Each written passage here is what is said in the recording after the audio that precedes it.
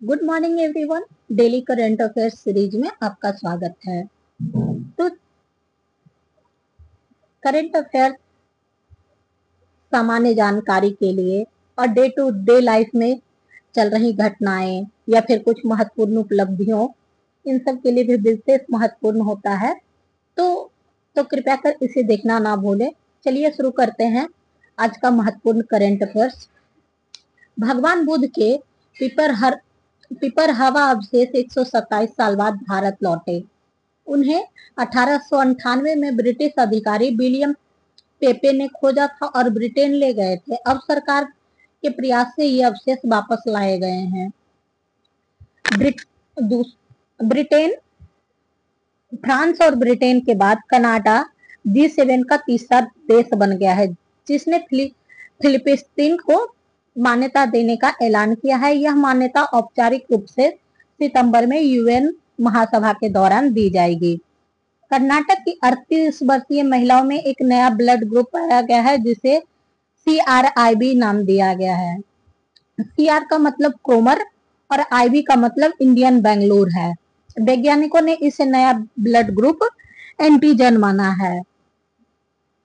Anderson Tendulkar trophy के 5वें match में शुभम गिल एक सीरीज में सबसे ज्यादा रन बनाने वाले भारतीय कप्तान बने। उन्होंने सुनील गावस्कर का 1978-79 में वेस्टइंडीज के खिलाफ खेले गए 732 रनों का रिकॉर्ड तोड़ा। विश्व एथलेटिक्स ने SRYE जीन टेस्ट अनिवार्य किया है। इसके तहत महिला एथलीटों को यह जेंडर टेस्ट करवाना होगा, अन्यथा वे विश्व चैंपियनशिप में भाग नहीं ले सकेंगी।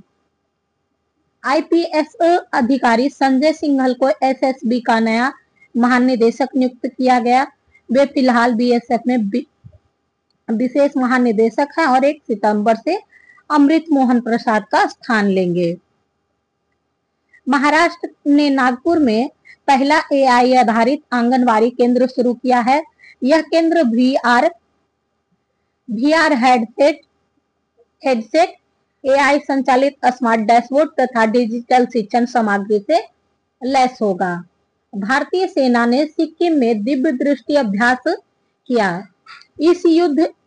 इसमें युद्ध जैसी स्थिति में अपनी उन्नत तकनीक जैसे AI ड्रोन और सेंसर 2 शूटर का सफल परीक्षण किया गया। ऑस्ट्रेलिया ने 16 वर्ष से कम उम्र के बच्चों के लिए यूट्यूब अकाउंट पर रोक लगाई है। ऐसा करने वाला वह पहला देश है। इससे पहले वहां बच्चों के लिए सोशल मीडिया बैन भी लगा था। अखिल भारतीय विद्युत खेल नियंत्रण बोर्ड ने खो खो को अपनी आधिकारिक खेल कैलेंडर में शामिल किया है। अब यह क्रिकेट, फुटबॉल, हॉकी और कबड्डी जैसे 16 खेलों के बराबर माना जाएगा।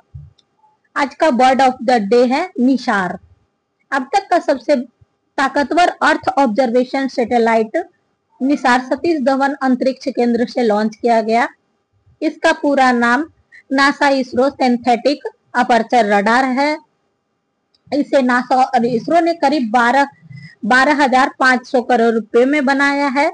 निसार धरती की सतह पर होने वाले बदलाव जैसे जमीन धंसना, ग्लेशियर पिघलना, भूकंप और जंगल कम होने जैसी घटनाओं पर नजर रखेगा। यह दुनिया का पहला सैटेलाइट है जिसमें 2 रडार L बैंड और S बैंड लगे हैं। यह बादल, धुआं, अंधेरा और घने जंगलों में भी देख सकता है और 97 मिनट में धरती का एक चक्कर लगाता है। तो आज का ये हमारा सीरीज यहीं पे समाप्त होता है। कल मिलेंगे फिर कल के करंट अफेयर्स के साथ। तब तक के लिए keep watching and keep connected.